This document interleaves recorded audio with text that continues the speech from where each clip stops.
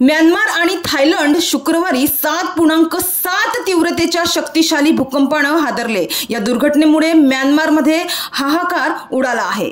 अनेक आर्थिक आव्हानांचा सामना करत असलेलं भारताच्या शेजारील राष्ट्र म्यानमार हे सध्या गृहयुद्धात अडकलं आहे। त्यातच म्यानमार वासियांवर शुक्रवारी आणखी एक संकट कोसळलं। म्यानमार व शेजारच्या थायलंड या दोन देशांमध्ये शुक्रवारी मोठा भूकंप झाला। या शक्तिशाली भूकंपात 700हून अधिक लोकांचा बळी गेला आहे, तर जखमींची संख्या 1670च्या पुढे गेल्याची माहिती इंडियन एक्सप्रेसने दिली आहे। या भूकंपामुळे 30 लाख नागरिक विस्थापित झाले असल्याची माहिती स्थानिक प्रशासनाने दिली आहे। म्यानमार थायलंड भूकंपातील मृतांची संख्या 700 वर पोहोचली आहे, तर बचावकर्ते जे वाचले आहेत त्यांच्या शोधात आहेत।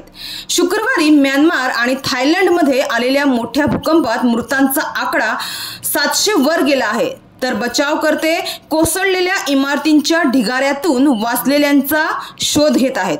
मध्य म्यानमारमधील सागा इंग शहराच्या वायव्येस शुक्रवारी दुपारी 7.7 रिश्टर स्केल तीव्रतेचा भूकंप झाला आणि त्यानंतर काही मिनिटातच 6.7 रिश्टर स्केल तीव्रतेचा भूकंप आला।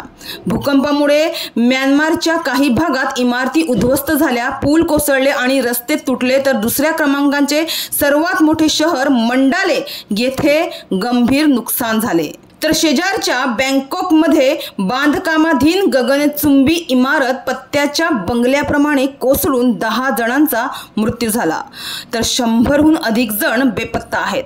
भूकंपाच्या आघातानंतर म्यानमारच्या लष्कराने इतर देशांकडे मदतीची याचना केली, मात्र एकीकडे भूकंपातील बळींची संख्या वाढण्याची शक्यता आहे।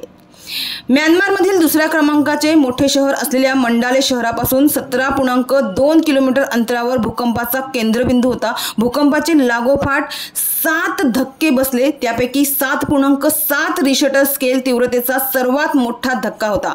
भूकंपानंतर म्यानमार व थायलंडमध्ये अनेक इमारती जमीनदोस्त झाल्या आहेत, घरे उद्ध्वस्त झाली आहेत, शेकडो लोक ढिगाऱ्याखाली अडकले असून ठिकठिकाणी बचाव मोहिमा चालू आहेत।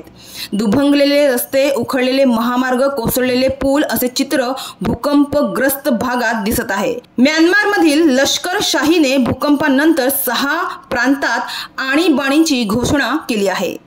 तर या भूकंपाची तीव्रता इतकी होती की म्यानमारच्या शेजारील राष्ट्रांमध्ये म्हणजे सीमा भागात धक्के जाणवले आहे।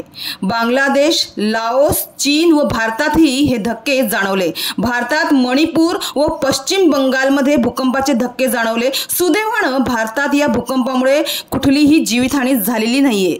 तर पंतप्रधान नरेंद्र मोदी यांनी शुक्रवारी म्यानमार व थायलंडमध्ये झालेल्या भूकंपामुळे उद्भवलेल्या परिस्थितीबाबत चिंता व्यक्त केली।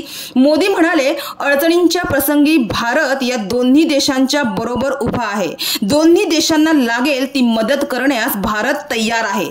पाठोपाठ भारताने म्यानमार व थायलंडला मदत पाठवली आहे।